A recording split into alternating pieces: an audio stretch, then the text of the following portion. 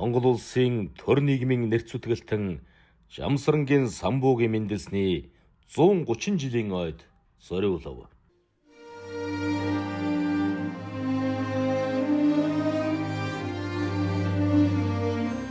Маш эртний түүхт хүн гүрнээс ихтэй их Монгол улсын суут эзэн богд Чингис хааны зарилгатай үндэсний эрх чөлөө ардын хувьсгалаар эргэн дүрлзэж ассан Монгол төрийн хүч хийгээд сүр хүчний биелэл нь тамган дам буюу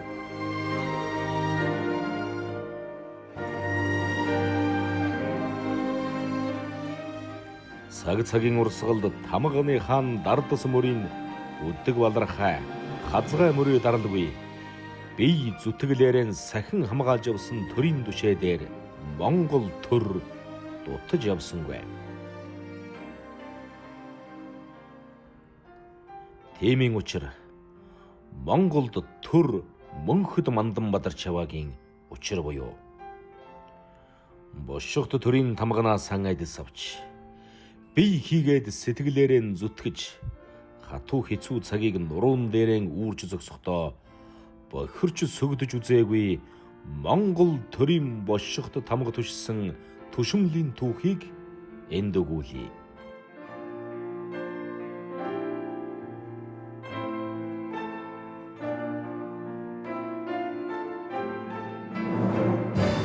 Тамга түшсэн төрийн түшээ. Саарл бүрх хөхөт торгон дээл нам байлгасан. Сайнуудаа та нар гэсэн шиг зөөлхнүүдээр ширтсэн. Бүгд наримд хулсын хаан титэмгүй хаан самбуу. Бүрэндэм бол хаан байтугай хан тэнгэр явлаа. Бүрхэм алгай тавьсан жудаг ихт зүрхэндэн бүрэн самбуугаасан бүрэнгээс Монгол нь өндөр байлаа. Энэ бол өврөөс нь чихэр гордон алсаас бараалан явсан нутгийн дүү ардын уран зохиолч Дөнгөтийн цоодлын элчин самбуу гэдэг шүлэг. Сонин хэвлэл хууль тогтоомжийн ард бүгд найрамдах Монгол ард улсын ардын эх хурлын тэргүүлэгчдийн дарга самбуу гэсэн гарын үсэг зурайх. Харин самбуугай өргөдөл хүсэлт дээрэн өөрийгөө ард самбуу гэж даруухнаар гарын үсэг дурайлгана. Харин Монгол төр Монгол түмэндээ хайрлагдсан түүнийг нутгийнх нь зүгээр л сам гэдэг байлаа. Их орноо морхчин сэтгэлтэй ир хүндээ та. Бүрэнгийн дандаа самб сайд гэдгийг штэ. Тэр самбуу гэдгийг чинь захаяа нэг албан ёсоор хэлнэ самб сайдлэг нь. Төв аймгийн бүрэн сумын нутаг Талын булагт зуны тэргүүн сар гарчээ. Тал нутгийн түгээмэл хэв шинжийг бүрдүүлсэн энэ нутаг угтаа адуу айраг уртын дууны өлгий. Хангай хийгээд говь хээрийн яг дундуур оршино. Талын булагаас урагш хагас өртөө газар булгуудын хэцийн ойролцоо 3 хүрийн дэн чимээх газар Монгол төрийн заяаг арж гэхүү Монгол түмний хүсэл эрж гэхүү одоогоос яг 130 жилийн тэртээ хамжилгард Жамсрангийнд нэгэн хүү төрсөн нь самбуу байлаа. Булаг нь хоржсон бүрхэн хошгорсон булгуудын хэцэд өнөр олон хүүхэдтэй өвгөн жамааг их гэж айл байжээ гэж. Өвгөн жамаа гэдэг нь одоо энэ гэрийн буурийг хэлж байгаа. Энэ Жамсран гэдэг хүний нутгийнх нь жамаагаа гэж одоо цэйрэлдэг. Тэгээ өвгөн жамаагийн одоо буурин дээр ирээд байж байна. Одоо бидний үл их гэрийн өвөө эмээ хоёр юм да. Жамсран Балчин гэж хоёр хүн. Тэгээ энэ айл бол манай хоёр эмээ өвөө хоёр бол 40 гаруй жил хамт амьдарч 10 хүүхэд төрүүлж 6-гийн нас үе төрөгсөн байдаг. Тэр 6-нууд одоо 3 хүү 3 охин. Хүүднэрийн баг нь одоо самбуугай. Одоо манай аавын аав 3 өрийн ардын төрсөн хүн байна. Тэгээ самбуугийн талаар ярьдаг байсан. Манай самбуугийнхан чи ерөөсө төлөв төвсөн их ухаалаг их тайван улс байсан гэдэг. Сайн сайхан амгалан тайван байгаа үедээ мөн одоо танах ч одоо өнөөдөр их сайхан байгаад урдын жамааг байх гэж гэрч шиг байх шиг энэ гэж биевиндээ одоо тогтоон шогмоо одоо гэж ярьдаг. Ийм байсан. Эцэг жамсран угийн тайван дөлгөөнөөрөө нутаг усндан алдартай. Хүний энэ зан чанар дагаж ухаан удамшдаг хойно самбуг төрөөд удаагүй байхад өн төлзий төр нутагтай сумья вэсэд үзүүлтэл хардсан герт хаан төрөх гэж байдаг. Мэрэг төөрсөн байхаа гэжээ. Зүнтэй үгийг дагсан уу самбуг хураг дугал эргүүлэх насанд нь дугар сүрэн бичээчэд шав оруулжээ. Дугар сүрэн бичээч атсаг шүд зааж дуусаад самбуу номтой хүн болондог гэж хэлээд би ямтайгаан дурсгаж байжээ. Ер нь самбууг багаас нь төрийн хар хүн болохыг олон хүн зөгнөж байсан гэдэг. Ямар сайндаа халуунд малгайнаасаа салахгүй болохоор нь эцэг жамсан нэгүүлж их халууцуулна. Нөгөө бол нүгэлгүй амьтан болно гэж хэлдэг байжээ. Нэг хүнтэй энэ говь руу эрэлж яваад 14 хоног эрлээ ирээд Дунд говийн тэр тоотог товрууд тасын тасархай хүртэл бүр урагшаа говь руу орсон. Тэгээд ирээд ярьсан баг. Энэ ерөөсө самбууг ерөөсө орсон айл болгон, хонсон айл болгон 74 өндөр чанж өгч дээшээ суу гэд миний дээр суулгаад ах. 14 хоног дандаа 74 өндөр самбуугод оногдоод цаад хүндэн вогтшаант оногдоод ийм байсан өнгөж байгаа. 1912 он нийслэл хүрээнд самбуу төмтийн уяа өртөөнд улаан эхлэв. Өдөртөө бичгэн өртөөгөөрөө дамжинаа хөө гэсэн шиг шинэхэн засгийн шийдвэр бодлого зарлиг тогтоолыг буйхааллаа.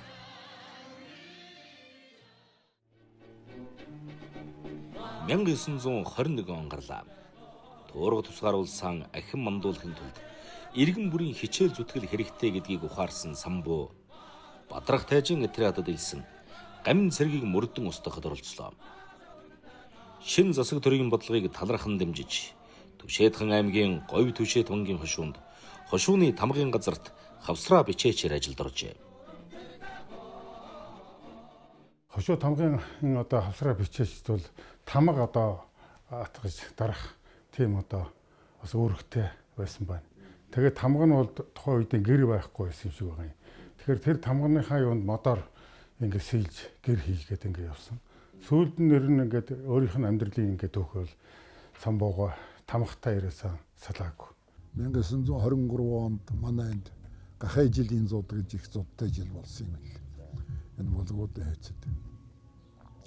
Тэгээд тэргээр одоо хоёр гэр өөрөө тэр чинь одоо гэр гэрэлсэн эхнэр авсан тусдаа гэртээ эцгээтэйгээ айл явдаг. Айл байсан юм байна л да. Тэгээ хоёр гэрээр явсан. Тэгээ мадан нэлийн хорогдсон учраас ер нь хоёр гэрийн амжиргаанд нь одоо хөрөх болоогүй болов гэсэн бас тийм бодол орж ирсэн байна л да. Тэгээд хүрээ орж мөнгө олох гэж явсан байгаа. Тэгээд тийш байж ирсэн нөгөө сангийн яамны сайд Доржмээрнтэйгээ Төвшөөд хааны хашаанд таарлдсан гэж. Тэгээд Доржмээрн тийм одоо хөндлөн дээр үеийн албан бичгийн баланкч гэдэг хөндлөн зураастай юм байсан юм шиг. Тэгээд дөрвөн хөндлөн зураастай хууд цагаан цаас өгөө дээрээс нь энийг хуулж үч гэж ихийн өгөөд тэгээ маргааш өглөө бичээд маргааш өглөө орооч гэсэн. Тэгээд маргааш өглөө нөгөө бичээд очсон чинь баялагийг арвижуулах хилцсэн гэлөө туслах бичээж гэдэг үл. Тиймэр авсан. Сүүлдээ сампин сураад нэгтлэнгийн ч одоо ажил хиймээрч болоод ингээд гайгүй дэвшээд 12 лангийн цалинтай тушаад дэвшээд байсан чинь нөгөө эцгийн чөлөөний хугацаа дуусахгүй 3 сар. Тэгээд одоо сайд мэрэн дээрээ ороод учраа хэлээд би одоо ингээд эцгээс 3 сарын одоо хугацаа чөлөөт ирсэн. Одоо миний хугацаа нэгэн дууссан учраас би одоо явлаа гэж орсон гэж байна. Уул нь мөнгө олж амжиргаагаан дээшлүүлэх зорилготой эцгээсээ 3 сарын чөлөө аваад гарсан самбуу Үүнээс хойш Монгол төрийн төлөө үлдсэн амьдралаа зориулах тавилантай байж.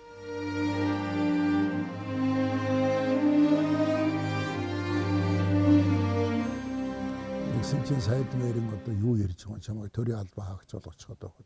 Чи дураараа ингэж явж болдог. Харин Жезүгөө дээр харж гэртээ харж уучраа хэлчихээ төрөө өдр гэж.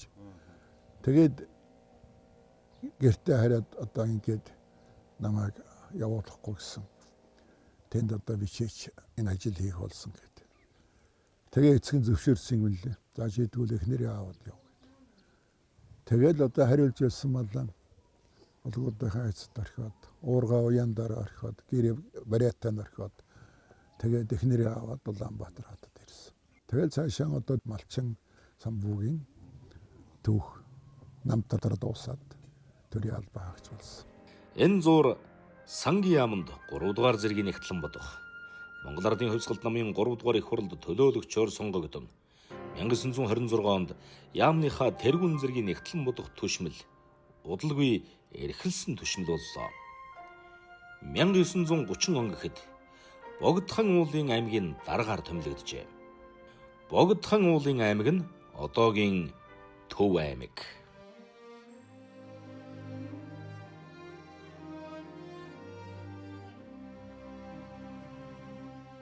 Тамга энэ төсдөг одоо энэ төсвийн ажил бол цаашдаа үргэлжлээд Богдхан уулын аймаг гэж тухайн үедээ одоо 22 гушуутай Халах дөрвөн аймгийн нэг том аймгийг 1929 оноос 30 он хүртэл нэг жил орчим одоо энэ Богдхан уулын аймгийн дараагаар ажиллаад тийм ээ.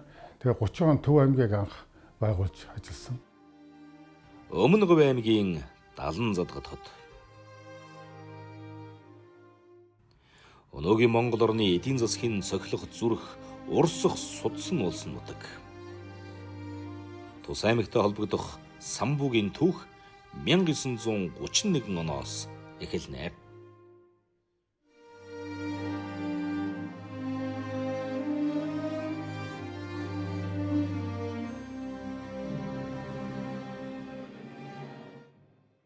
(1931 онд одоо манай Өмнө Говь аймаг одоо хаврын сараас намрын сар хүртэл одоо Богдхан уулын аймгийн Дэлгэр ханга уулын хошуунаас одоо 60 хөсөг тэмээгээр анх нүүж ирж ирсэн. Тэгээд одоо аймгийн төвийг анх хаана байгуулах вэ?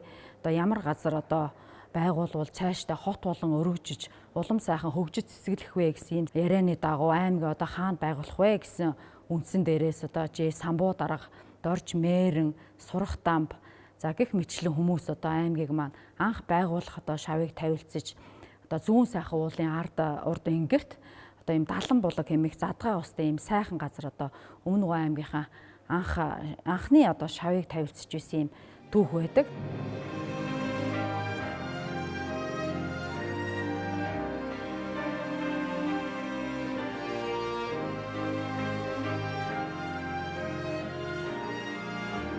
Хожимо Өмнө Говь аймагтайгаан тэр олон талаар холбоотой байлаа. Говь нутгийн ахуй амьдрал, малчтын зовлон жаргалыг дэндүү сайн мэдэх түүнд нутгийнхан ч ам сайтай. Түүнийг эргүүлэн хот руу татах гэхэд ардууд эсэргүүцэн үлдээхийг хүсэж өргөдөл бичиж байсан гэдэг. За самбуу дарга маань 1931-ээс 32 онуудад Өмнө Говь аймгийн даргаар ажиллаж байгаад 32-оос 34 онуудад Өмнө Говь аймгийн шүүхийн даргаар мөн ажилласан байдаг. За ажиллаж байгаа хугацаанд 34 онд одоо өөрийн биеийн одоо байдлаас болоод намын төв хорооны шийдвэрээр одоо мал тариалангийн яамны хэлтсийн даргаар ингэж юм томилогдсон одоо түүхтэй байгаамаа. Мал тариалангийн яамны хэлтсийн дарга өгөөд Өмнө Говь аймгийн орлогч дарга гэдэг албан тушаалтай давхар. Тэгээ нөгөө маршал бол тэр Өмнө Говь ард түмэнд бас тэр одоо олонхын шийд сандыг бол бас харгалзсан болтой байна. Өмнө Говь аймгийн одоогийн байгалийн баялаг, газар нутгийн онцлогийг дэндүү сайн мэддэг нь хожимын монголчуудад маш их хэрэг болсон талаар Гавьяат хуульч Наран гэрэл түүх өгүүлсэн юм. Одоо Цэдэнбол дарга чинь самбуу даргыг маш их хүндэтгдэг байсан гэж байна. Тэгээ ерөөсөө энэ одоо засгийн газрын 5 гишүүнтэй одоо тийм онцгой комисс байгуулад одоо тэр комисс нь болоод ирэхээр зэрэг хятадын засгийн газартай хилийнхээ одоо хилцээрийг хийх гэрээгээ байгуулах энэ одоо комист засгийн газрын комист аавыг оруулсан. За оруулахдаа яаж оруулсан гэхээр албан тушаалыг халахвч бүгд найрамдах Монгол ард улсын сайд нэрийн зөвлөлийн дэргэдэх хуулийн хорооны гишүүн гэдэг. Тэгээд тэр комиссаа төрийн онцгой нууцлаад сайд нэрийн зөвлөлийн тогтоол одоо 32 онд 70 жилийн дараа нууцаас гарна. 1962 оны бүгд найрамдах хотод ард улстай байгуулсан энэ гэрээгээр гэрээний явцад бол гэрээ байгуулах явцад бол нийтдээ 17721 квадрат километр газар нутгийн маргаан 30 хэсгээр урд хил дээр одоо үссэн. Тэгээд манай засгийн газар бол 12321 квадрат километр газрын өөрт аваад 5000-ын хятадуудад өгсөн. Өөрөөр хэлбэл баг маргаантай газрын одоо 70 гаруй хувийг манай авцсан байгаа биз. Тэгээд энэ хэлцээрийн үр дүнд бол одоогийн одоо энэ оюу толгой, таван толгой одоо өнөөдрийн монголчуудыг дижээж байгаа тэр их одоо баялагууд чинь бол үндсэндээ алдагдаагүйгээр одоо манайд үлдсэн бол тийм түүхтэй. Самбуу дарга бол улс орныхоо одоо нутаг дэвсгэрийн бүрэн бүтэн байдал тусгаар тогтнолыг одоо бэвчүүлэх хэрэгтэй ингэж одоо бичлэж бүр өөрийнхөө одоо гарын тийм одоо төрийн төвшмөлийг оруулж иж шүүгчнийг оруулж тэгээд алхавч албан тушаалтай юм байж байна. За нэгдүгээр би энийг бол одоо онцлог хэлж байна. Монгол төр гэдэг хэрэгтэй хүнээ шаардлагатай газар нь ажиллуулж чаддаг. Томилогдсон түшээнч ардынхаа төлөө нэгэн сэтгэл зүтгэлээр ажиллаж чаддаг байж. Самбуу 1934 онд мал тариалангийн яамд хэлтсийн дараагаар томилогдлоо. Энэ үеэс малчин ардынхаа амьдрал бэлчээрийн мал аж ахуйг шинжлэх ухаанчаар хөгжүүлэх хөлсөд ханцуй шамдан оржээ. Мал сүрэг бол одоо шавхагдшгүй үндэсний баялаг хөрөнгө мөн гэж хэлсэн байна. Тэгээд тэрийг маш сайн тайлбарласан. Одоо ч гэсэн тийм байна. Өөрөөр хэлбэл мал сүрэг бол одоо өөрөө өсөж өрждөг шавхагдшгүй баялаг гэдэг чинь үнэхээр тийм байна. Ямар бэлчээрийг одоо намар одоо зохиолж тэжээлийн ургамал идүүлэх үү, хавар ямар одоо бэлчээрлүүлэх үү, хавар одоо хамгийн дөрөнд ямар ургамал одоо хагтар урж яаж эхэлдэг үү гэл ингээл маш их одоо бүтээл байдаг. Тэр нь үндсэндээ өнөөдөр Монгол улсын мал аж ахуйн салбарын шинжлэх ухааны үндсний суурь одоо барилгаар бол фундаментыг тавьсан хүн гэж одоо манай үе үеийн судлаач эрдэмтэн активчуд одоо ярьсаар ирсэн. Мал аж ахуйн машин станц байгуулах ажилд Орос мэргэжилтнүүдтэй хамтран ажиллалаа. Бас говь хээрийн бүсийн бэлчээрийн зонхлох 36 нэрийн ургамлыг тодорхойлж, энэ нөхцөлд бэлчээрийн мал аж ахуйг эрхлэн хөтлөх аргыг тусгасан малчны туршлага номоо хэвлүүлжээ. Улсын ударникуудын улсын анх дугаар зөвлөгөө гэж болсон гэдэг шүү дээ. Тэгээд тэрүүнд манай улсын л одоо өнцөг болон бүрээс малчин одоо жинхэнэ саалчин сайчууд одоо цугларсан юм байгаа. Тэгээд самбууга Москвад байсан гэсэн. Тэгээд дуудагдж ирээд тэр сайн малчтай 3 хоног семинаралсан гэж одоо би тэгж сонсож байсан. Тэгэл тэнтэй чинь одоо тэр мал аж ахуй энэ өвөл хаврын одоо хүнд цаг энэ тэрэд яаж одоо тавх гэдэг талаараа сайхан тийм ёстой амьдралын их сургууль болох ийм л яриа хөрөө болсон юм гинлээ. Энэ орон нутгийн өвс ногоо ургамал түнд тохируулан яаж малаа маллах вэ гэдэг талаар 44 онд бол мөн бас жижиг одоо ном цоорл байдлаар л энэ ном зохиол бол бүтээж хэвлүүлсэн байдаг. За энэ бүгд дээрээ үндэслээд одоо зөвлөлт холбоо тулсад элчин байх үедээ бол мал аж ахуй дээр яаж ажиллах тухай сануулга сургаалгасан томоохон бүтээлийг хэвлэж гаргасан. Тэгээд тэнийгэн одоо дараагуул сайхан одоо болгоод тэгээ 1947 онд гэдэг ухаан чинь Монгол орны бэлчээрийн малмалгааны арга туршлага гэсэн одоо сайхан номоо гаргасан шүү дээ. Энэ ном хожимо олон дахин хэвлэгдэж үе үеийн малчдын гарын авалгуулсан юм. Ер нь самбуу Монгол нутгаан, Монгол хүнээ, Монгол малаа хэнээс ч илүү сайн мэднэ. Жишээ нь өглөөр тусаж малаа яаж үлчээх үү, нарийн өвсөн дээр нь баг малыг байлгаж, арай бүдүүн борог өвс бот унтсан юм дээр нь хүр малыг байлгах жишээтэй тэр гэж бичсэн. Бүх юм судалж одоо нүү цуухтаа яаж нүү цуух, бүх малыг өхөр одоо яаж харах вэ нэ гэж бүхэл бичсэн дээр намайг харж үзэж харж андаж тэр хүний бичсэн дээр юмнаа судалж туршлагыг судалж хэрэгжүүлдэг дээ. Улсын аварга болтлоо яхад бас самбуугийн одоо зас шуурганд хэрхэн малаа хамгаалах уу? Бороо засанд одоо зуны бороо, өвлийн хүйтэн шуурга, хаврын хавсарганд одоо мал хуугаа ямар шухан мал аж ахуйд яаж малалж яах талаар нь бас зөндөө их сургамж авч тэрнийг хэрэгжүүлдэг байхгүй. Адаглаад засан шуурга болоход 3 давхар одоо хамгаалалт хийж, засан хамгаалалт хийж. Тэгээд ерөөсө хотныхон сарвчин дээр 5-6 тарцаг гатах гэж. Тэр яадаг гэхээр хотны мохор руу бүрэгдсэн шүү дээ. Нөгөө шуурганд хотны шуурганд тэр бүрэгдэс хотны мохор руу орлого урагшаа сахинд хол хаяа гэдэг юм байна. Тий тавж. Гэх мэтлэнгийн самбууга зөндөө юунуудыг бас хэрэгжүүлээд амьдралдаа бас хэрэгжүүлэл явж байгаа. Нохоогоо яад хотч болохгүй. Малыг бол одоо хариулж маллахтаа унлаг эдлэгээний малыг эмгэг суухгүйгээр эмгэг олохгүйгээр одоо яаж зөв эдэлж хэрэглэх үү гэсэн ийм зөвлөд байдаг. Энэ тал дээр бол зөвлөмж болгож сургасан байдаг. Өөрөөр ийм учраас бол одоо мал аж ахуй дээр ажиллаж байгаа улсуудад бол өгөх сануулга сургаал гэсэн нэр юм болов гэсэн бай онцлогтой. 45 оноод ургамлаа сольж иддэг. Хэрвээ тэр ургамлаа иддэг цагт нь одоо идэхгүй бол иддэггүй цагт нь идвэл хор болно. Жишээ нь таанлаг гэж тааны ч одоо яг толгойн шаралсан намрын үлрэлд идвэл тарга 5 хоног гэдэг чинь таан ид. 100 идвэл хор. Шууд бүлэгнээ цус нь үлэгдээд өгдөг. Хоноод 2 бод хяараа шүү дээ. Бэлчээрийн голлох ургамлуудыг бол нэр устай нь бол энд хөснөгтөлж гаргаж өгсөн.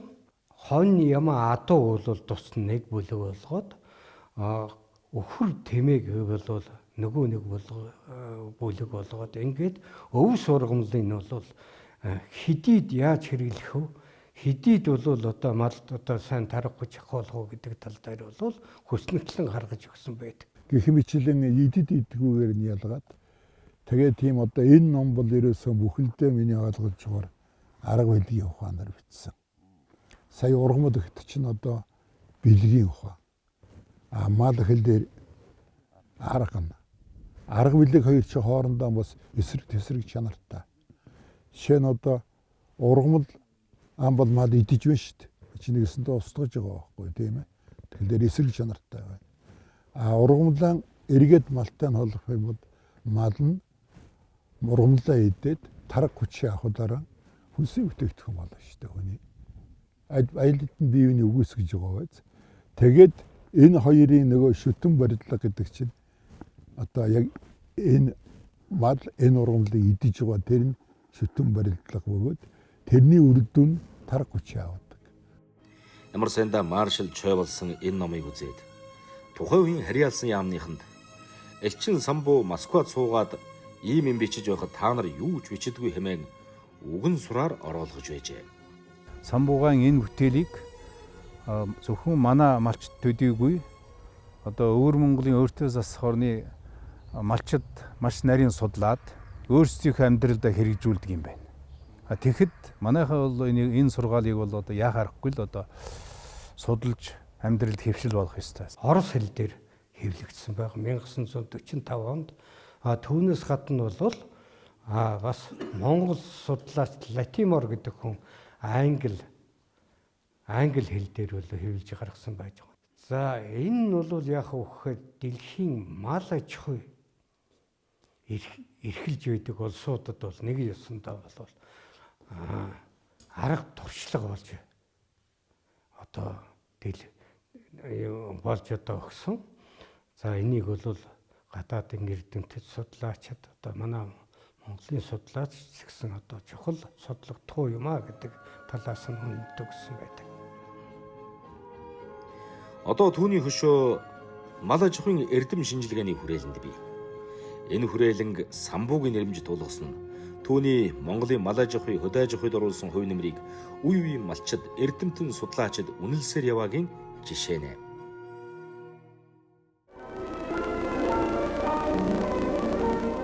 (1937 он) гэдэг Монголын төдийгүй орчлонгийн нөхцөл байдал хэцүүдсэн цаг.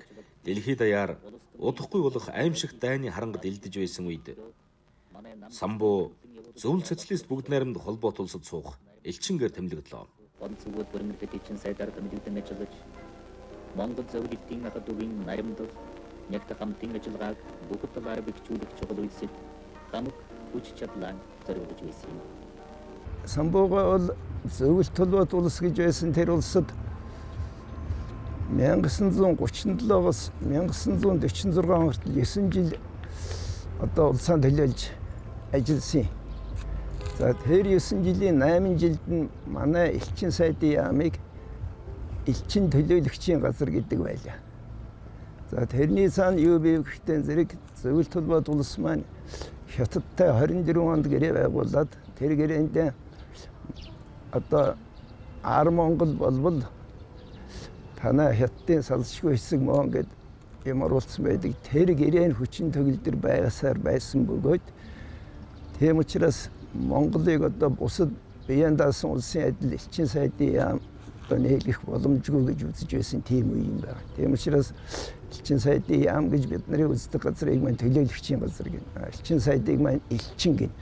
Тэгэхээр самбууга олон жил тийм ажил хийсэн учраас тэргээр нэршчихсэн. Ялангуяа энэ Төв аймгийн бүрийн сумынхан бол элчин самбуу гэдэг байсан гэж яриа байдаг. Тэгээд одоо 45 онд зөвлөлт хят 2 одоо шинээр гэрээ байгуулж байж тэр гэрээнийхэн хавсралт нот солилцож байж бүгд найрамд Монгол ард улсыг тусгаар улс гэдгийг хүлээн зөвшөөрсөн юм байна. Тэрнээс хойш манай элчингийн газар элчин сайдын яам болсон. Удсан ч үе дэлхийн 2 дугаар дан эхэллээ. 1941 оны 100 нацист Герман улс зөвлөлт толгойд улс руу довтлон 11-р сар гэхэд Москвад ойртлоо. Хэцүү цагийн тухай ардын уран зохиолч Дөнгөтийн цоодолд сономын удуулгай ингэж дурсжээ. Ярьж исэн шүү удуулгай. Гүй ер нь хүн чинь тэгээ зовлон гэдгийг даадгийг жаргал гэдгийг л даадаг юм байгаа.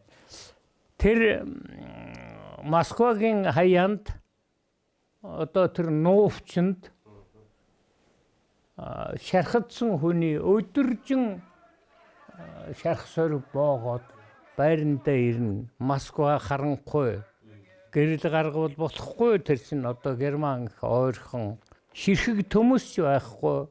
Ингээд одоо өлсөн цанган тэгээ одоо яадгийн билээ гэхлээр самбуу аавах санаанд орно. Тэгээд одоо ер нь явах уу байх уу гэжсэн нь би гараад гүйдэг байлаа. Яваад төрн гүйсээр байгаа тэр харанхуй нойтон хуйтан гудамжаар яваад самбуу аавынд очино. Гадаа нь очиод одоо цагаан харахлаар 1-2 болсон байна шүний. Нэг тийм том хүнд хөлийн чимээ гараад самбуу аав хаадгаан тайлаад заав шуухан гутлаан тайл гэж байна. Намайг дөнгөж ороход тэр хаалганы одоо зориг муутай тэр тогшилтыг сонсоод самбуу аав тэднийх нэг сайхан зэс тогоотой байсан. Тэрнийг нь тавьчихсан байдаг. Би гутлаан тайлаад өгнө. Тэгэхээр самбуу аав парн доогуур миний гутлыг өнөө юу хөлийн ороолтыг гаргаад тавьсан байна. Би нөгөө хоолыг үхэж байгаа юм шиг л идэндээ гэж байгаа. Ингээ буцаад өгнө. гүйсээр байтал үүр арай цайхгүй. Тэр үед намайг самбуу аав тэгээгүй би өдийд өөхөх байсан. Уйлж явсан шүү дээ манай удуулга. За энэ бол одоо ганц л жишээ. Иймэрхүү жишээг манай самбуу даргуул энэ тэндгүй үлдээсэн. Тийм л хүнд хэцүү цагт самбуу тэвдэн сандарсангүй. Хувьсгалт Монгол танкын цувааг зөвлөлтийн талд гардуулах гэх мэт ажилд оролцож явлаа. Өргөжүүлэн бэхжүүлэхийн төлөө их зүйлийг хийж байлаа. Самбууга манай намтрын ингээд тавин чиглаад туршлагыг хэрэгжүүлэх социалист орнуудын нэгдэл нэвтрэл улс төрийн хоорондын ингээд тавин аюулгүй байдлыг хамгаалан бэхжүүлэх гарын үйлсэд хүч хөдөлмөрөөр зориулж хүндэтэй гавья байгуулсан юм. Оросд бол одоо олон удаагийн бэлгийн цуваа зохион байгуулж гардаж одоо фронтын шугамн дээр очиж хүргэдэг байсан. Бүгд найрамдах Монгол ард улс, зөвлөл социалист бүгд найрамд холбоот улсын хоёр орны найрамдал тарилцааг хөгжүүлэхэд элчин самбуугийн оруулсан хувь нэмэр их. 1946 онд зөвлөлтөөс ирсэн самбууг бүгд найрамдах Монгол ард улсын гадаад явдлын яамны дорн тэлцийн даргаар томилжээ.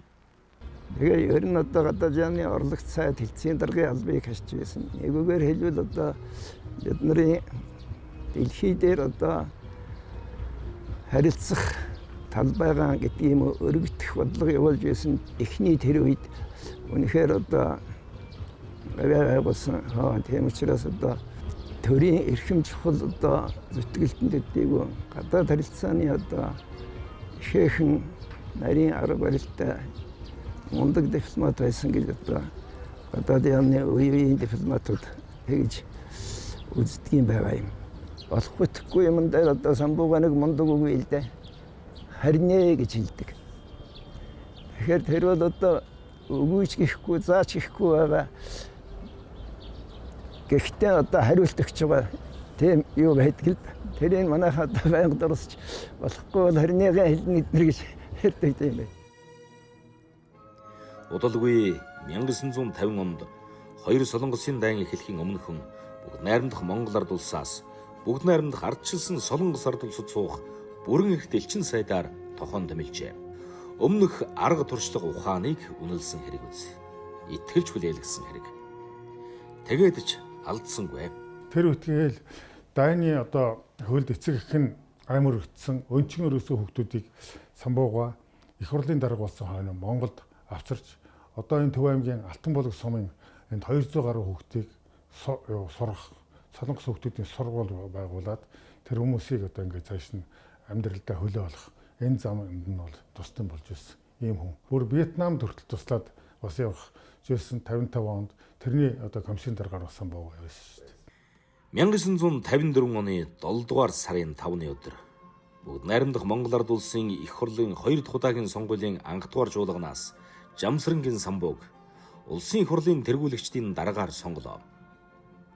Түүнийг энэ өндөр албан тушаал томилогдоход төрийн ажил хийх идвэх зүтгэл, ноён нуруу, нэр хүнд, ажил амьдралын дадлага, дипломат харилцааны туршлага, ардынхаа санаа сэтгэлийг гүнээ ойлгодог чанарууд нөлөөлсөн гарцаагүй.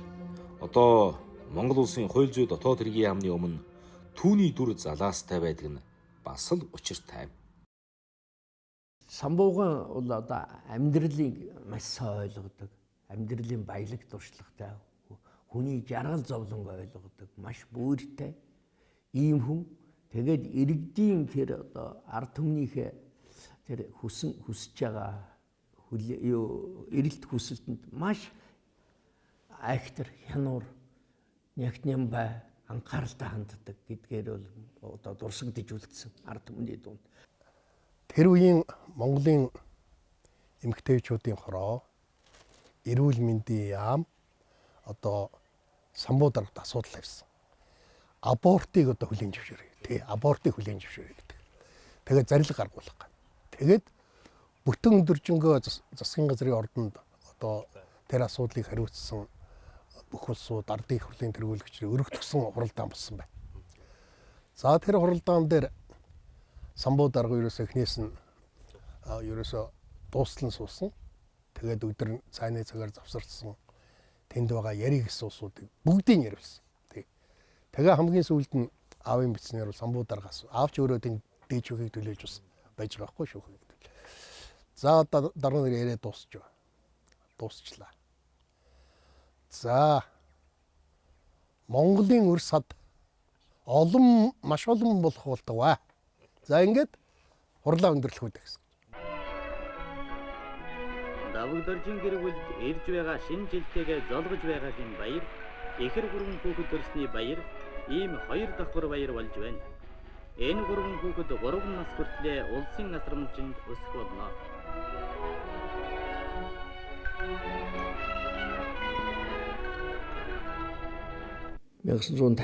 оны 7 сарын 6-ны өдөр анхны зарилгуудын нэг л гэр бүлийг цаашид бэхжүүлэх, хүүхэд төрүүлэх явдлыг урамшуулах ба олон хүүхэдтэй их нараас хүүхдээ хүмүүжүүлж нийгэмд ашигтай үйл ажиллагаанд бэлтгэхэд нь чухал хэрэглэгдэх материал нөхцлүүдийг бий болгох зорилгоор ардын хурлын тэргүүлэгчдээс тогтоохно гэдэг. Тэгээ өмнө нь бол улсын баг хурал гэж тэргүүлэгчдийн дараа гомцент гэдэг хүн байсан. Түүний дараагаар бол Самбуугай бол ардын хурлын тэргүүлэгчдийн дарга гэдэг. Ингээд энэ зарлиг бол бүтэн одоо энэний тал, энэний одоо бас ихэнх нь тэгэхээр их олон одоо зарлиг гарсан.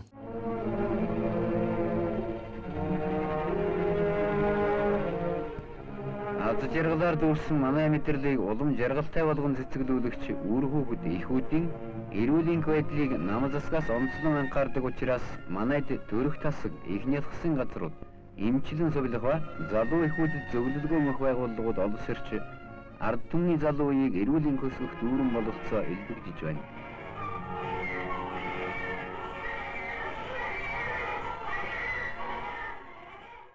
Абортыг зөвшөөрөхгүй одоо асуудлыг шийдснийхаа дараа эх орондоо одоо ерөөсөө энэ хүүхдийн амарч газар, эмнэлэг, за тэгээд одоо олон хүүхдтэй хүмүүст одоо мөнгөнд тэтгэлэг олгох, алдар тэхийн одон бий болгох, тэгээ ерөөсөө нийт төвлөрсөн газруудад ялангуяа одоо хүүхд эхийн одоо эрүүл мэндийг хамгаалах олон газруудыг одоо байгуулах маш хурдан арга хэмжээг одоо засгийн газраараа ахуулсан байна.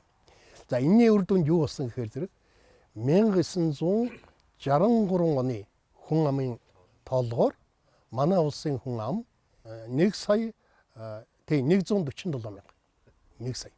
Тэгэхээр өөрөөр хэлбэл 56 онтой харьцуулахад байна шүү дээ. Өнөө хүн амынхын жилийн өсөлтийн хурдц бол 3-аас илүү дахинаар өсөж байна. Тэгжээд одоо сая болсон.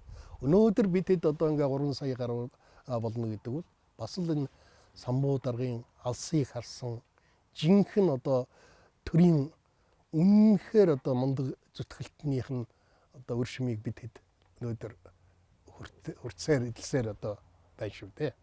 Манай ихүүд бол хамгийн хүндтэй хүмүүс бөгөөд ихүүдийн бүх эрх хуулиар хамгаалагдсан ба ихүүд хүүхэд төрүүлэх хэдхэн хоногт боловч их орны хөгжлөөс хоцрохгүй юм.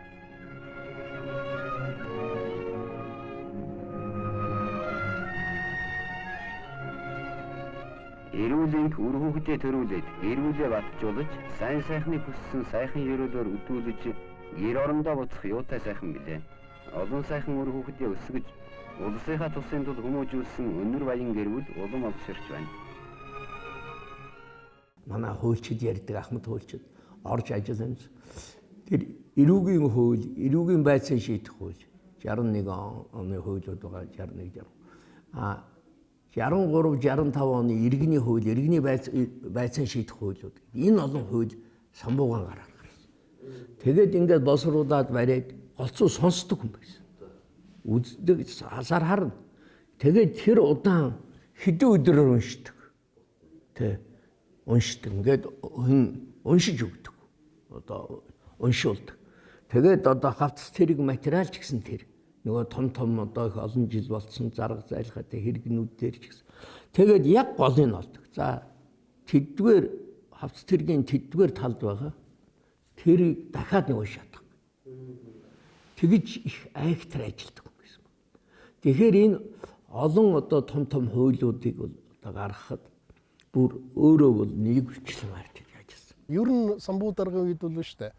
Манай хууль тогтоомж бол маш их цэгцтэй, цомхон ерөөсөө шүү дээ. Тэр үеийн одоо Самбуу даргач нь 1972 онд төрөх юм өөд болсон баг. Тий 72 он хүртэл шүү дээ. Монгол улсад ерөөсө 24 тохион хуультай. Тэгээд тэдний сайн зарлагтай. Тэгэл явсан. Одоо өнөөдөр чи бид 7-800 хуультай болчихсон мөртлөө бас сайн сайхан одоо сэтгэл тэнүү болж жаргалтай ирээдүйдээ ихтэй юм замд орж чадахгүй л явна шүү. За байгаль хамгаалах салбарын одоо ойн хууль, газар эдэлбэрийн хууль, чухал салбарын хуулиуд гарсан. Зарим нь бол яг одоо өнгөрснөхийн дараа 73 онд батлагдсад өмнө нь ороод зарим нь буцсан. Яг тэр хуулиудыг оруулж ирсэн миний багш нар энэ тэр одоо дурсаж ярьдаг байсан. Мөн одоо хөдөлмөрийн хууль, гэр бүлийн хууль хоёр удаа сонссон. Одоо миний мэдхээр гэж. Тэр бол одоо би ямар байсан биш тэр үед хуулийн хороо, хөдөлмөр цалин хөлсний хороо, засгийн газрын одоо зүгээс хэрэглэхийн хуулийн хэлцний зүгээс одоо ингээд хуулиудыг оруулж штэ. Тэгээд тэрийг бол өөрөө бүр нэг үрчилж сонсдог. Ийм онцлогтой хүн байсан гэж байгаа. 1964 онд шиг одоо санаж байна. Тэгээд манай аавыг хотоос дуудуулж. Тэгээд тэр үед чи нэг махны хэрэг гэдэг нэг том хэрэг гарсан юм аа. Энэ урт цагаан эхтлэгүүрийн хаваар л одоо гарсан. Тэр хэрэгт манай нутгийн нэг хүн холбогдсон. Тэгээд тухайн асуудлаар л авыг одоо өргөдөл бичүүлж самбуу даргадаар оруулах тийм л юмыг гэрүүлэх тусад нь одоо авч явсан юм билээ. Тэгээ парцаан тасцгүй хоёул аваяр самбуу даргадаар орж уулзсан өргөдөл бичиж тэгээд яг ялын дээд хэмжээг хөнгөрүүлсэн гэж одоо ингэж ярьдаг юм аа. Самбуугай дэндүү энгийн нэгэн хүн. Түүний гарсан аливаа шийдвэр тогтоол ажил хэрэг нь эх хорон ард түмнийхэн төлөө байдаг. Түүний гүн ширтсэн харц цөөхөн үг нь эцсийн шийдвэр болох нь олонтаа. Ер нь хамгийн хүнд хэцүү цагт чой болсон Цэдэнбал нарын гол түшиг тулгуур нь самбуу болдог байжээ. Энэ нь Монголын цаашдын хувь заяанд ихээхэн нөлөөг үзүүлсэн байдаг.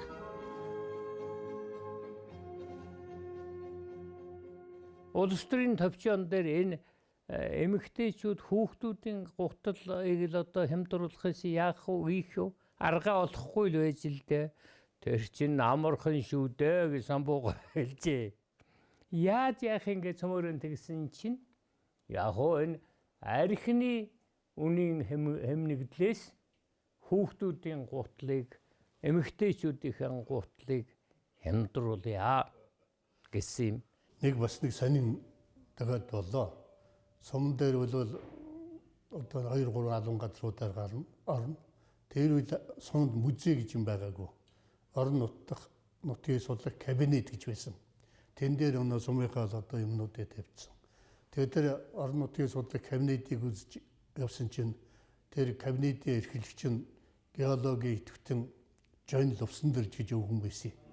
Тэгээд үзэж явсан чинь манай нутаг ураа ихтэй гэдэг нөгөө эрхлэгт ихгүй юу. Тэгсэн чинь тэр чинь тэгээ хаана байдгийг гэж самбуудраа асуусан. Тэр бол улсын нууцаа гэж хариулсан.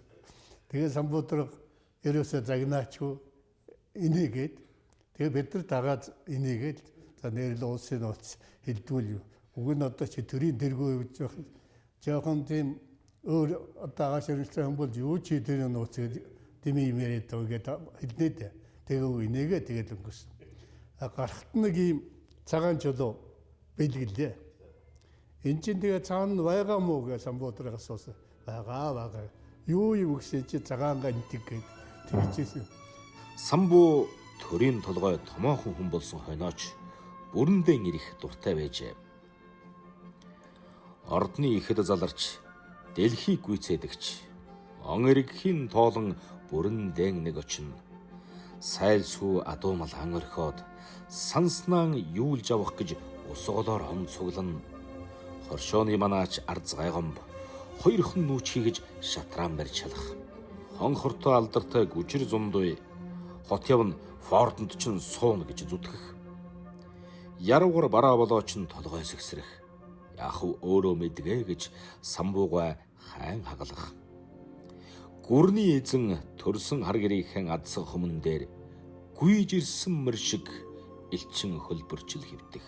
Самбууган төрсөн гэр нь талын булагт байдаг байсан, гааждгах байдаг байсан төрсөн дүү хүүхнийх нь төрсөн дүү хүүхнийдээ талын булагтаа хаяа ирнэ. Манай талын булгийнхан тэгэхээр нэг баяр наадам болж байгаа юм шиг бүгдээрээ хөөрцгөлж хүүхдүүд нь гүйлдэж машин техникийг үзэж холоос тэр сайхан хүнийг бас харж байсан юм байна. Борскийн гордож хүрээний боо одоо чихэр гордож ингэж гүйсгэдэг байсан. Манай сум 56 онд манай сум тарчхад манайхан Дэлгэр хаанаад хой тал нь эрдэн сантаад энэ тал нь өнжүүлээд ингээд тарчихгүй. Тэгээд би тэр ихэд 10 хэдэн хөвгөлтэй. Тэгээд манай бүрэн сумнаас манай дархан гэлэнгийн дөнгөтөгдөг миний ах тэр хүн азар яваа гэдэг нэг вагийн дарга хөлдөө домзорж байгаа гэдэг нэг бас нэг хүн хэдэн хүн өргөдөл бичээд их хуралд өргөдөл бичээд ингээд явуулсан юм байл та. Тэгсэн чинь нэг иймэрхүү дудаа тэр самбууга ирдсэн. Тэгээд самбууга уулзах юм гэн. Тэгсэн тэр уулзалтын сэдв ерөөсөн самбууга тэр ярих тэр төр засгийн энэ тэр яриулаагүй. Сумын төв дээр манайхын санаа нь худах заавал байхгүй юу? Сумын төв дээр хөлөө гэж байсан нэг дуу хөлөө. Тэрний өмнө амцог суглаад дахин дахиад ирсэн чинь самбууга сууж ийн. Тэгэл одоо гөгчүүл яхад ингээл сум тарчглаа сумаа байгуулж өгөөч юугаас гэсэн тэгэл самбуу дарга манай сумыг эргүүлж байгуулж өгөөч гэж юм аа бид нар. Айлын зэ багц байгаа шиг хүний нутагтад яваад хэцүү байна бид нар. Сумаа эргүүлж байгуулж маар мал сөрөг тогтохгүй мал таргалахгүй усуудаар хавчигдсан иймэрхүү үеигтэй амьдэрч байна. Тэгээд за та бүхтийн санал бодлыг сонслоо. Тэгээ одоо самбуугаан хүч буйнаар энэ сайхан сумыг 7 хоногийн дотор юу би чи ер нь хаанхын хэний хүн болж байна орон нутаг захиргаа байхгүй гэж самбууга би энэ хаанхын хүн болж байна ирээд тэгж хэлээ. Тэгээд 7 хоногийн дотор сумаа бөөгнүүлээд тэгээ одоо энэ олон сайхан залуу хөлмөрчүүд орон нутагтаа ингэж тогтсон сууж амьдарч ганган том сум болж байна шүү дээ одоо хэдэн 100 мянган малтай. Туурга тусгаар улсынхаа төлөө тэрээр нэгэн сэтгэлээр зүтгэж явсан нь үнэнтэй. Түүний ухаан, түүний түшиг тулгуур Монгол улсыг дэлхийд хүлээн зөвшөөрүүлэх, нэгдсэн үндэсний байгууллагад илсэх, Монгол улсынхаа хил хязгаарыг тогтооход маш их үүрэгтэй байлаа. Талын улс алсрах тусмаа томордог гэдэг дээ. Зөвлөлтөд дайны үед элчин сайж байхдаа бас элчин сайдуудын ахалагч одоо бүлгийн ахалагч гэдэг юм бас тийм байсан юм байна лээ. Тэгээд гадаадын элчингүүдтэй их нарийн харьцаатай албаны болоод хуваараа их одоо нөхөрлөг хамтарч ажиллацгааж байсан. Тэгээд одоо нэгдсэн үндэсний байгууллагуудаар манайхыг гишүүнээр элсүүлэхэд тэр гадаадын элчин гэж нэг улсын төлөөлөл шүү дээ. Тэгээ тэр улсууд бас манай улсыг нүүбийн гишүүн болоход бас тодорхой хэмжээний хувь нэмэр оруулсан гэж үздэг. Самбуугаг одоо ардын хурлын тэргүүлэгчдийн дарга болсон 54 онд манайх ердөө 8 улстай дипломат харьцаатай байсан. За тэр нь Европод одоо шинээр социалист гэгдэж байсан хэдэн улс Азтаа гэвэл ердөө ятад солонгос гисгээд ингээд ийм 8 улстай. Тэгвэл 72 онд самбуугаг ойлгоход Монгол улс 56 улстай дипломат харилцаад тогтоосон буюу гадаад харилцаа 90-с өргөцсөн.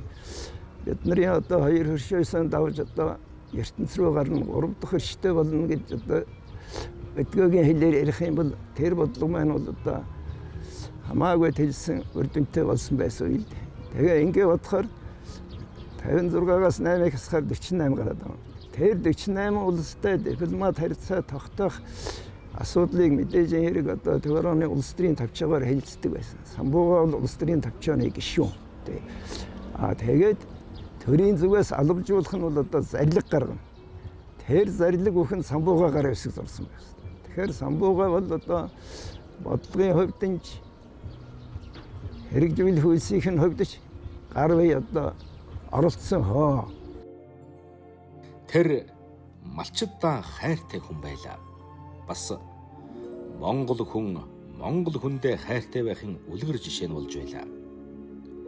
Түүний амьдралтай холбоотой домог шиг хууч яриа олон. Түүнтэй уулзаж учирч явсан хүмүүс одоо харин цөөрч.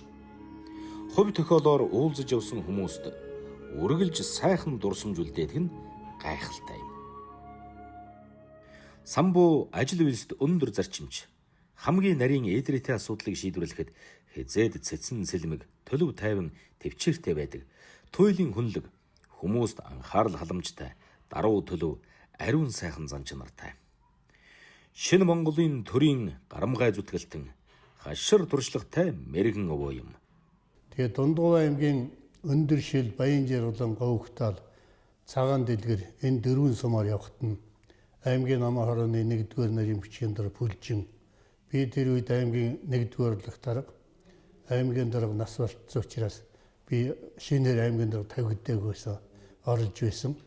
Тэгээд аюулаас хамгаалах хэлцээний дарга би 4-5 хоног хамт агалдаж явсан. Тэгээд ер нь надад одоо төрсэн сайхан сэтгэл 55 жил өнгөрч байна тэр уулзалтаас хойш. Тэгээд тэр Самбуудрагад ихэдвэл одоо нэг шиг тэгж их олон сайд дарга нар юмтай дагуулж яваагүй. Энэ дотроос бүр ярихад тэр сумын тавьсан хүсэлтийг бол яг тэр дөрнлөө хаан машинж гэдэг юм уу, нэг хүнийг цэргийн алуунаас гэдэг юм уу, эсвэл орон шоронгоос харганж гэдэг юм уу, янз бүрийн хүсэлт гаргана шүү дээ. Тэр үдийг бол орон нэрээсээ хариулахгүй. Тий. Би тэгэн ингэн одоо мөнгө төрөө одооны дарга нар ч үнд очиод ирнэ бас их юм шийддэг арга барилтай шүү дээ. Самбуудрагууд ихгүй. Ирсэн хойно бол тэр сумын тавьсан хүсэлтийг одоо мартна гэж байхгүй. Заавал хариу өгнө. Тэр даруухан хүн байлаа.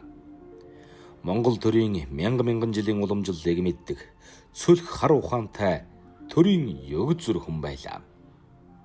Бас шунлаас ангид хүн. Гадаад дотоодод томилтоор явхад халаасны мөнгө өгөхөд авахгүй.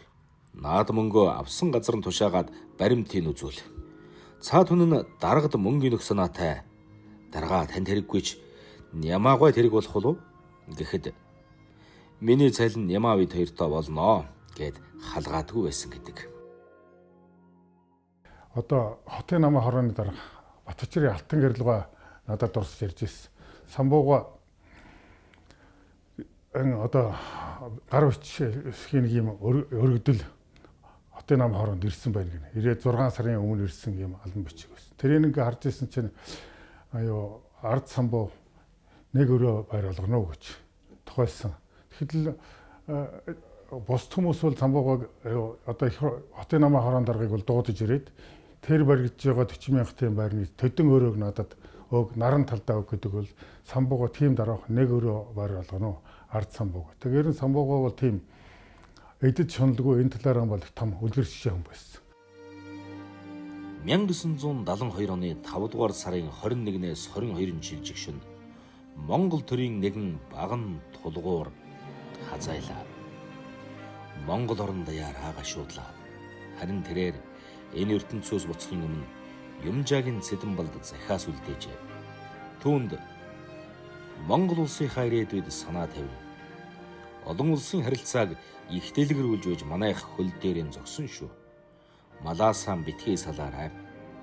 Боловсон хүчин төр өдрөд тийм шүү хэмээн гэрээсэлжээ. Энэ захиас өдгөөч үн цэний алдалгүй Монгол төр оршин байхын гол үндэс юм. Өнөөдөр бид бас одоо хамт үеэс энэ Монгол төрийн ийм одоо мундаг зүтгэлтнүүдээс өнөө үеийнхэн сурах юм маш их байна гэдгийг бол би дахин судлаач эрдэмтний хувьд бол онцлон тэмдэглэж хэлье. Самбуу бол дайны дараах үеэс Монгол улсынхаа төрийн эрхийг барих их хурлын дарга болж Монгол улсынхаа хөгжил дэвшилд 1972 онд насан элтлэн асар их өнөөлөг үзүүлсэн баатарлаг хүмүүн. Тэгээ анх 5 6 дугаар ангийн хүүхэд байхдаа Самбуугайн Босоо Монгол үчгээр бичсэн тэмдэглэлийг нь кирилл болгох аавынхаа судалгааны ажилд тусалж ирсэн. За энэ үеэс эхсүүлээд Самбуугайн тухай хууч яриа, домог мэт, амнаас амд амжсан зүйлүүдийг сонсоод ер нь төрийн хүн гэдэг чинь ийм байд юм байна. Бодол богширган, хэл чивчиргэн. За одоо тосон зүлгөр мөсөн голгуур шиг байр суурьгүй байх биш. Төр улсын нийтлэг ашиг сонирхлын төлөө үн цэнтэй байдаг. Нөгөө талаасаа хоёр том хөршийн дунд байгаа цөөнтөд хүн амтай Монгол гэдэг орны эмзэг тусгаар тогтнолыг яаж ухаан зааж авч явах вэ гэдэг. Энэ сургаал нь бол маш тийм сэтгэл төрүүлсэн. Би одоо Монголдоо нэг гадаадад 2 сургууль төгссөн, олон л одоо янз бүрийн хичээл ном авч ирсэн. Тэр дотроос энэ амьдралын ухаан, бууц үнэртсэн өвгдийн тэр мэрэгэн ухаан. Заавал одоо өндөр дээд босрол эзэмшээд их сургууль төгсөөгүй ч гэсэн тэр амьдралаас олж авах, байгалаас олж авах тэр ухаан, ардын төлөөх сэтгэл, олонний төлөөх зүтгэл гэдэг зүйл бол Монголын энэ төрт ёсонд төрийн хүний том хэв шинжин байна. Хүнтэй харьцах, хандлага, хүнээс үг сонсох, хүнээс үг дуулах. Тэгээд альва шийдвэрийг гаргахдаа амьдралын хөрсөнд буусан тэр зүйл дээр одоо итгэл үнэмшилтэй байх хэрэгтэй юм байна гэж. Энийг бол би одоо хувь тавилангийн боломжоор бас энэ одоо самбуу судалдаг хүний, самбууга нутгийн хүний гэр бүлд нь өөр хүүхэд болж төрнө гэдэг бол бас том завшаан гэж бодож байгаа. Самбуугайн 130 жилийн ойг тэмдэглэх ойг арай өөр хүнс байдлаар одоо тэмдэглэхээр энэ ажлын хэсэг том шийдвэр гаргасан. За энэ дээр бол ерөөсөө одоо Самбуугайн тэр төрийн ажлын туршлага, за гадаад харилцаа дипломат албаны туршлага, мал аж ахуйн эрдэм судлалын ажлын туршлага, энэ бүх ажлын туршлагын чиглэлээр нэгдүгээрт бол одоо Самбуугайн одоо архивд байгаа сан хөмрөгийг төвөрлж 2 ч том бүтээл гарч байгаа. Нэг нь бол одоо яг амьдрал ахуйг харуулсан бүх одоо мэдээсэлтийг агуулсан ном. Нөгөөх нь бол одоо бүх амьдралын одоо үе мөч болгоныг харуулсан зурагт альбом гарч байгаа. За энэний зэрэгцээ орчин үед бол одоо ном унших хүний тоо их суурж штэ. Тэгэхээр энэ ном уншдаг болохын тулд бол бас ном бол их сонирхолтой хэлбэрээр бичигдэх ёстой. За энийг бол бас одоо бас нэг илүү залуучуудад одоо хандсан тийм сонирхолтой хэлбэрээр бичигдсэн бас нэг ном гарч байна. За энэний зэрэгцээ одоо Самбуугайн амьдрал ажил үйлсийг одоо тодорхой үе шатыг харуулсан 20 уран зураачийн одоо уран зураг зурулсан байгаа. За энэ нь бол одоо бас музейд мөнгөлж зөвлөдөг гэж байгаа. Жишээл одоо амьдралын одоо бага наснд ямар байсан, залуу идэр залуудаа ямар байсан, гэх мэтэр төрийн ажилд яаж оролцож байсан, энэ бүх зургийг их сонирхолтой сайхан зураг зурсан байгаа. За дээр нь одоо би түрүүн хэлсэн Самбууга бол бас одоо маш их онцтой олонний хэлж ийсэн байна. Амьдралын одоо хар ухаанаар. Тэр үгнүүдийг л одоо уран зургийн, уран бичлэгийн, каллиграфийн одоо 20 одоо бас одоо том бүтээл гарсан байна. Энэ ч бас музей тавьдах болж байгаа. За ийм байдлаар одоо үндсэндээ энэ хүний амьдрал ахуйг одоо тодорхой одоо цаашдаа олон хүн уншиж мэдээлэл авах, энэ хүнийг таньж мэдэх тийм одоо бүтээл төрвж үлдээх гэж байгаагаараа онцлогтой байна. Одод түгэвч туйл дуустдаггүй гэдэг. Маргааш дахиад өглөө болно. 3 хүрийн дэнж дээрх гэрийн буурин дээр Самбуугайгаас даруухан гэрэлт хөшөө үлдэн хөцөрчээ. Харин Самбуугай та бидэнд Монгол орныг, Монгол төрийг, Монгол хүнийг бүтнээр нь үлдээгээд буцаж. Төрийн үеийг төрсөн биеэсэн илүүд үзэж, түмнийхэн зүтгсэн төрийн тамга түшсэн түшээгээр Монгол улс үл тасрахын үлзий тэрөлөөр өндөрлөе.